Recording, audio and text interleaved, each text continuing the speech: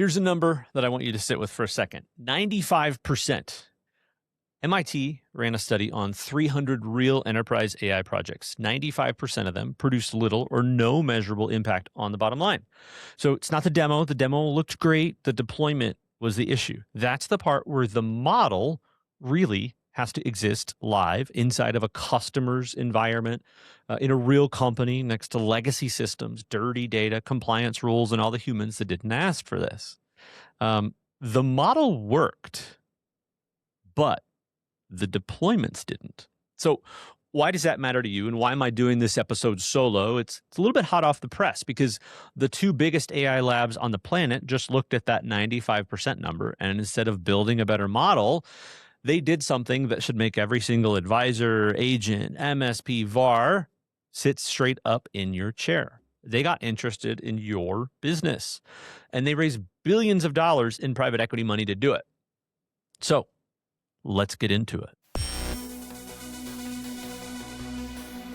Welcome back to Next Level BizTech. I'm your host, Josh Lupresto, SVP of Sales Engineering at Telarus. And as you see, I'm flying solo today because this news cycle moved a little bit faster than some of my guests' calendars did. So honestly, the story is just too good to wait.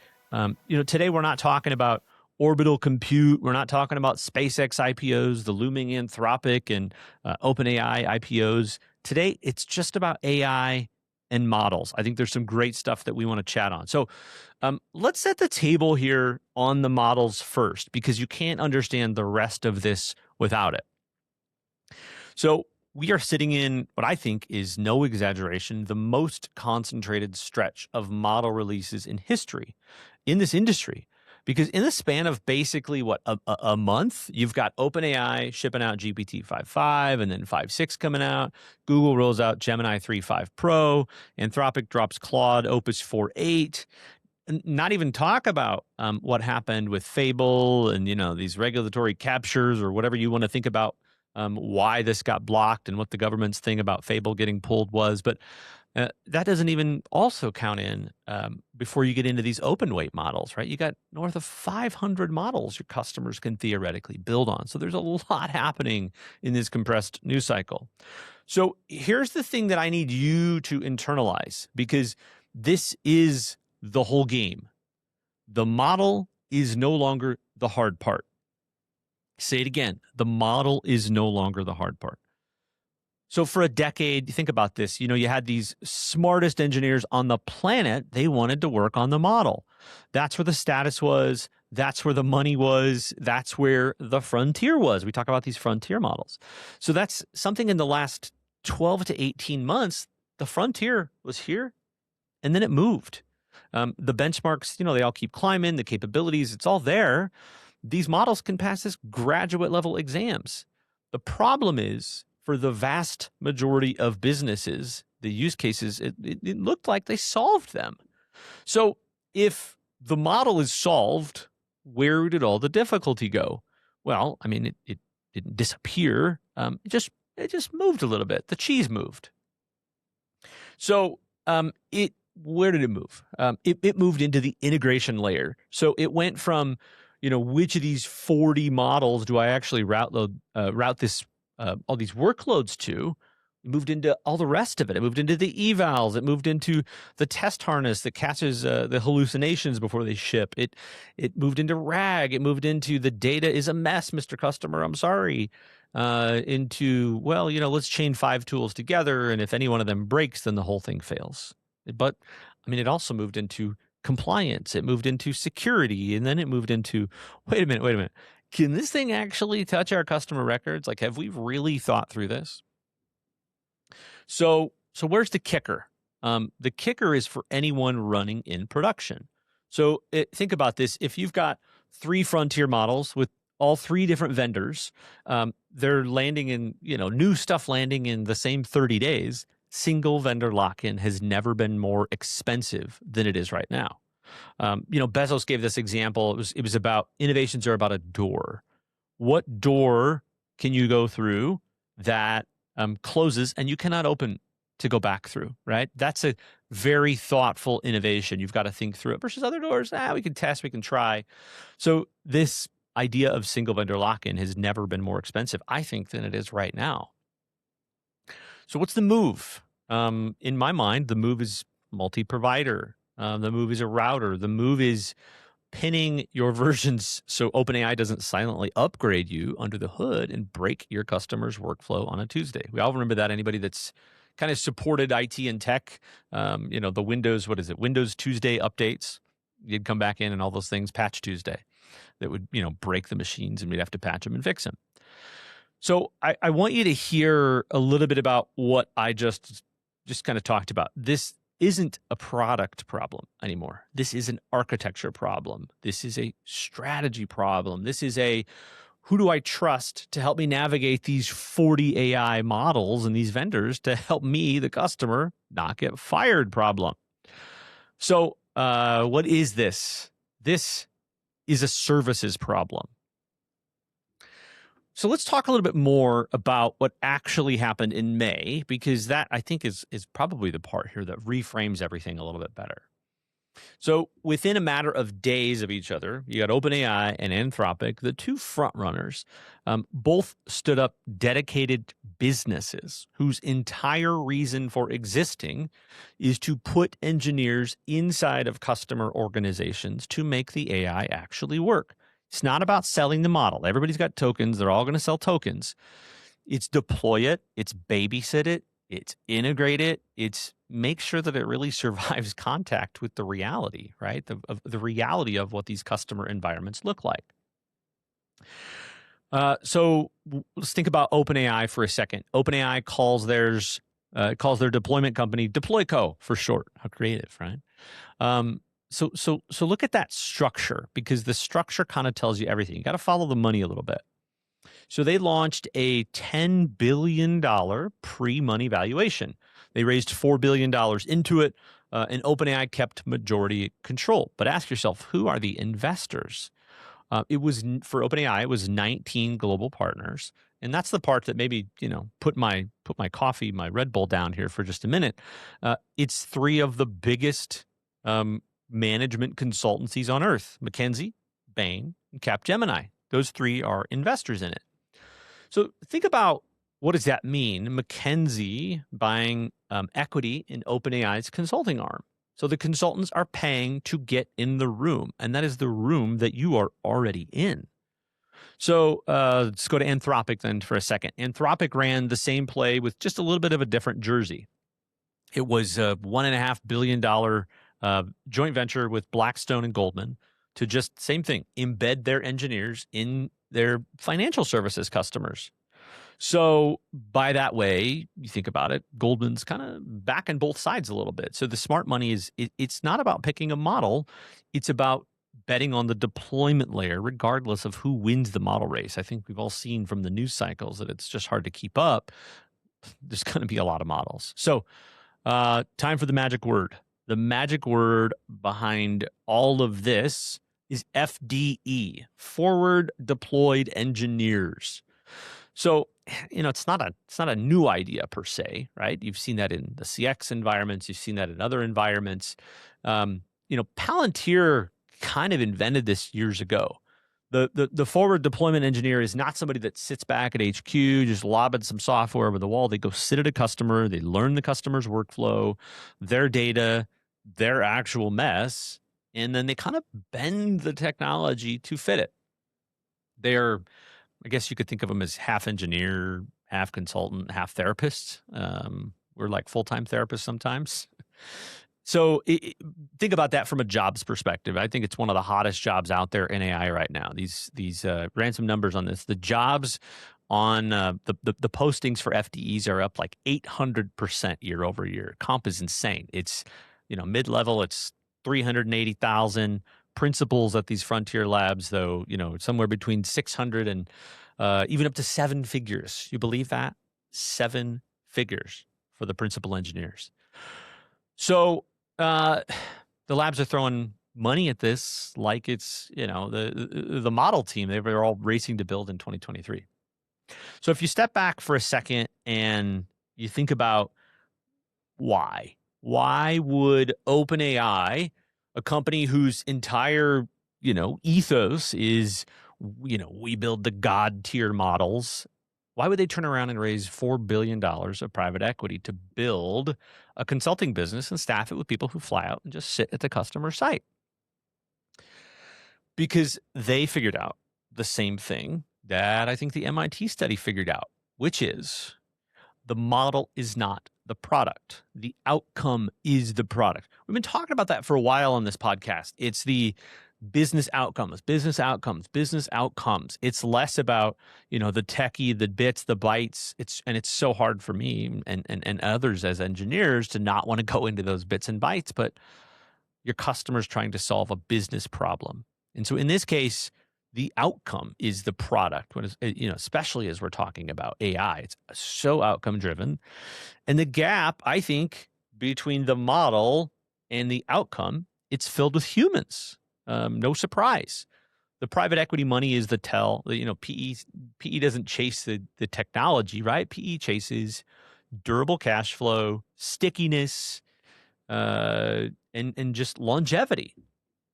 So if you think about you think about the structure of these deals, this bakes in a massive guaranteed return. You've got the smartest capital allocators in the world looking at this landscape and deciding, okay, the bet is not the model, it's the deployment. And that's not a side note. That kind of is the story. All right. So we've laid the groundwork a little bit. And if that gives you a little bit of color, right, the last couple of months have been a little wild. And so what's great about this?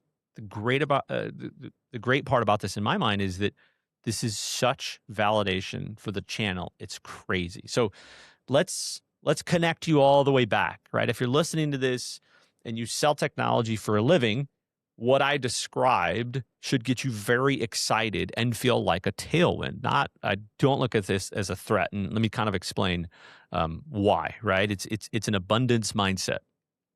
If you think about, though, for years, there's been this nagging fear of like, oh, it's commoditization. The technology is going to get so good, they're just going to push a button, and the customer doesn't need a guide. They just swipe a credit card. We heard it with we heard it with cloud, we heard it with SaaS, and now we're hearing it with AI. The model's so smart, it's just going to do the designing all by itself. Who needs these engineers and all of these things? So look, here's the reality. The reality is the news just proved it in dollars. Again, it's the $13-14 billion tale. The technology got better, and I think the need for a guide went up and not down. Up is the critical part here. Think about for a second, the access layer, right? This is where a lot of us started out. It's where we cut our teeth. Connectivity got faster, it got cheaper, and did it disappear? No, it did not, right? How long and are we still doing all of this connectivity? And the advisor constantly plays a more and more and more important part of that. With all those changes over 20 years, what did the advisor do? What did you do? You kept selling into that stack, but you also moved up the stack. You started selling what? SD-WAN and SASE, and then, kind of this whole security posture, and then just it keeps going and going and going. Just cloud, it just never ends. I think at some point then, the value migrated to orchestrating and the trust layer. The trust layer has never gone away. Is all the kind of ups and downs that the channel has had over time, the suppliers coming and going and building and investing. What's stayed constant? The fact that it stayed constant is relationships matter, and people buy from people they like and people they trust. So AI is just, this evolution of AI, I think, is just the exact same thing. It's just been compressed into 18 months instead of, 20 years, right? Think about this content that we've been talking about. It's moved so quick. So what's the model layer, right? The model layer is just this kind of raw access layer to the intelligence. It's commoditizing in front of our eyes. 40 vendors, 500 models, tokens finally dropping in a price that's reasonable. And the value is migrating up the stack to the same two places it always migrates to. It's integration and it's trust.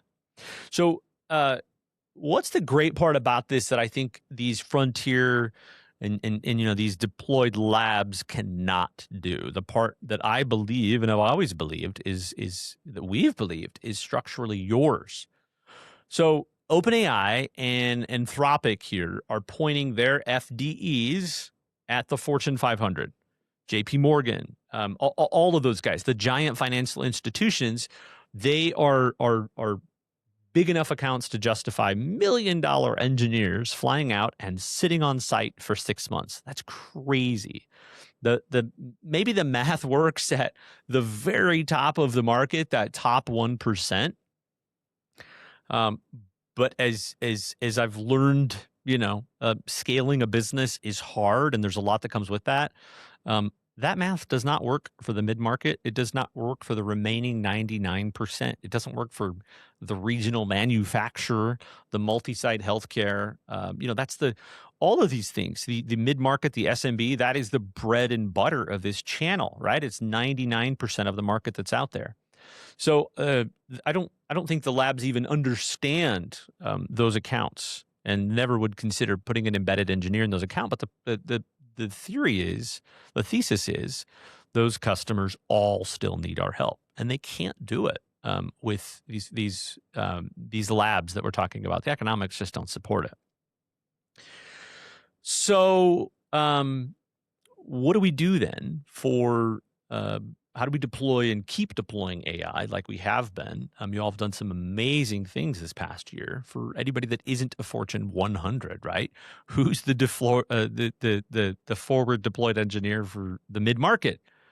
Great news, you are the advisor, the MSP, the VAR, right? All partners are that forward deployed engineer in my mind, right? Of course, with our team to help you in that. Like you've got that trusted relationship.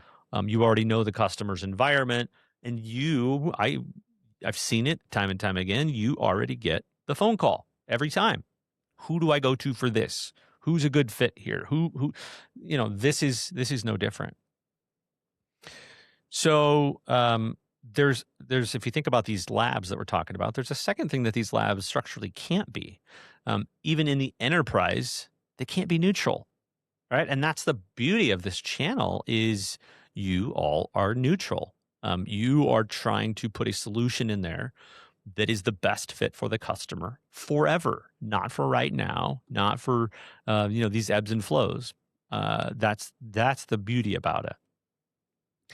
So think about OpenAI's deployment company. Guess what they're going to recommend? OpenAI. Anthropic's forward deploys engineers. Claude, and more Claude, and then a little side of Claude. They're selling their own model. Of course they are, but the customer doesn't need a model. I think they need the right model for their workload. It's the same thing as other technology problems. They need the right technology for the right problem, and that changes over time. But they also, I think, they need it to have some fallback. They need it to route intelligently. They need to not be locked in, and they need integration across connectivity, security, all the other things that you are already talking to them about. So that kind of that neutral cross vendor, I'm on your side of the table. Those labs can never own that. It's just a conflict of interest, I think. If you just think about the definition of it. It is the single most defensible position in this entire market, and it belongs to you, the independent advisor. We've said this before. Look, you're Switzerland. You're the one who can actually say, for this, don't use what the model salesman is pushing, and here's why, and you can mean it. So, this whole thread, I guess, as the stack gets harder. And it's getting harder every single week, or perceivably so. The customer's ability to self-serve goes down, and their need for a trusted, neutral, fluent guide goes up, right? up is good. These AI giants, I think they just confirmed that on the thesis of raising $14 billion. What an insane amount of money to build that function for the top of the market. So they wrote the check, and look, that proves our model. What great validation that is. So I suppose then the only question that's left, whether you show up as that guide or you let the relationship just, default to whoever does. If any of those FDEs show up, maybe they will, maybe they won't. Okay, so that's the core, right? I think we've explained the story, the arc. Let's talk a little bit about. Let's get a little practical, right? I want to talk about what to do. I don't want to leave you with, Josh's passionate thesis and no playbook. We always love, if you've listened to the other episodes, we love to give you questions. We love to give you what to do, what not to do, hot technology. But hopefully it's always been things that can relate to what your customer is going through to help you add more into that conversation, into those threads. So if you're an advisor and you want to position this, here's where I would probably put my energy. So one, I would build some real AI fluency. If you have not already, I've seen what a lot of you are doing, some pretty wild stuff. A lot of you are very fluent in this. You don't need to be a forward deployed engineer at Anthropic. You don't need to be fine tuning a model, but you do need to be able to walk into there to that customer and say, here's what the foundational model is good at. And maybe here's where it falls down a little bit. Have you thought of this? Have you run these frameworks against it? Do you have resiliency around that? How are you tuning this? Do you have that expertise in-house? And back to the earlier thought about going through the door, are you going through a door that you cannot walk back through if this fails? And are you resilient in that? So, if you think about you don't want to be locked into that one vendor when three of them just shipped. So I think that conversation is worth real money, and it's hard to have it credibly yet, especially if you're these frontier models, right? So I think that's your opening. I tell you, from doing this hands-on myself, the more you learn, you learn a lot from building, you learn a lot from doing. But riding shotgun in these engagements, I've watched a lot of you ride shotgun as we're talking about these, routing options and the deployments and the consulting and the SOWs. But I think you also learn a lot from just the education. Look, we try to give you education that's valuable on previous episodes and future episodes of this show. You've got these things out there, Sam's Minute Snippets. You've got all of the AI training events, all of the events that Telarus puts on. There's a lot of ways to learn. You've got the LMS. You've got the big culmination coming up. You've got Partner Summit here coming up in August. But there's a lot of places to learn, and I would just encourage you constantly stay immersed, stay in that. Keep positioning yourself and just double down on these absolute basics, right? You're this neutral advisor, orchestrator. Lean in on the fact that just like anything else, you don't focus on selling a model. That's not a weakness. I don't think that's kind of your entire moat. I'm going to stay vendor neutral. I'll help you pick the right intelligence layer, match it to the workload, integrate it with all the other things that I've helped you with, connectivity, security, infrastructure. None of those labs guys can say that in one sentence. They don't know about those things. And quite honestly, I don't think they care about those things, which is great because there's a lot in this, I think, to understand. So, third here, I guess, own this deployment gap. Back to the 95%. That's not something to be scared of AI. That's your addressable market. Every one of these pilots that's failed has a customer that has proved they want this, and they just couldn't quite make it stick. So just show up as that person that helps with that gap on the outcome. And look, you don't have to have the FDE muscle alone.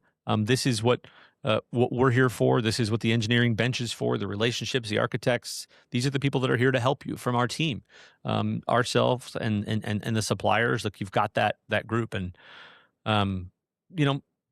maybe point number 5, I guess, move now. The window of the AI advisor is very differentiated. And I don't know how long, does that stay 18 months? Does that stay 12 months? I just think it's moving so fast, it's hard to tell. So, but what I've seen in all the early conversations, the advisors who are planting the flag in 26 are the ones that are planning it at the right time, who own the relationship when it matters. So, final thoughts here, right? The headline everybody read was, AI Labs is launching from these, private equities and these forward deployed engineers. The story beneath the headline is, I want you to walk away with, is probably the most sophisticated technology companies and the most sophisticated capital just looked at the future of this market and said, the durable value isn't just the model. It is the deployment. It is the integration. It's the human who sits on the customer side of the table and actually makes the technology deliver. So that human at the top of the market for if you work for OpenAI, that's $1 million. That human for everybody else, the other 99% of customers, for the mid market, the SMB, the customer who needs that kind of neutral advice for 400 vendors, is the advisor. It's you. The stack is getting harder. That's not bad news. That is the business model. The harder it gets, the more the end customers, the more the world needs people who can navigate it.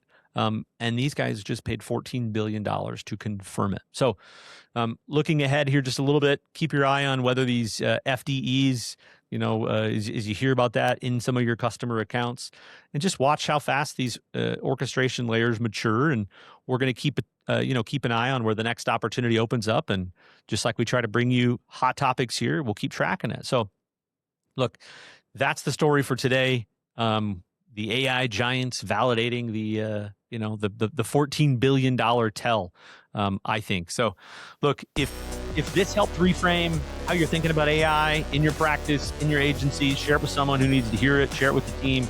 I'm your host, Josh Lupresto, SVP of Sales Engineering, and this has been Next Level BizTech. Next Level BizTech has been a production of Telarus Studio 19.